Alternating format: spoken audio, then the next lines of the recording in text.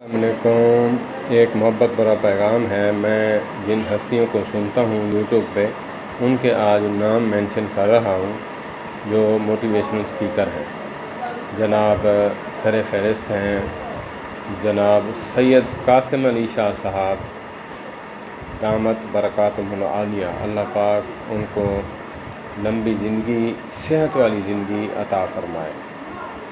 جو کچھ انسانیت کے لیے کر رہے ہیں وہ میرے پاس الفاظ ہی نہیں جو میں بیان کر سکوں۔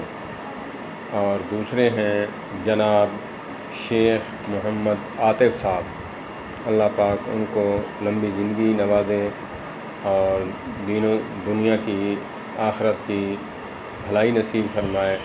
اور تیسرے ہیں جناب اختر عباس صاحب، اللہ پاک ان کو بھی جزائے خیر عطا فرمائے، اللہ پاک ان کو صحت والی لمبی زندگی عطا فرمائے۔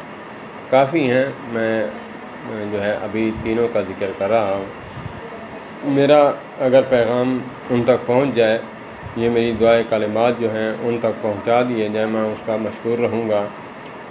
یہ تینوں ہستیوں کے لیے میں ہر وقت دعا گو رہتا ہوں، ان کا ذکر کرتا رہتا ہوں، ان کا جو ہے ذکر خیر ہر محفل میں اٹھتے بیٹھتے میں کرتا ہوں۔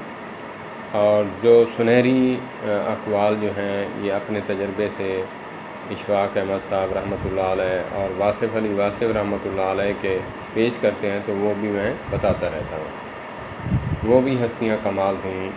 میں جو ہے کسی کے دل میں یہ نہ آئے کہ وہ ہستی زیادہ محبوب ہے، وہ ہستی کم ہے، تو اس پہ میں ایک شعر کہا کرتا ہوں۔ میں نے جو کہا ہے، ہر پھول کی اپنی خوشبو ہوتی ہے، ہر پھول کی اپنی خوشبو ہوتی ہے، کسی کو گلاب پسند تو کسی کو چنبیلی۔ اس میں جو ہے جس کو گلاب پسند ہے تو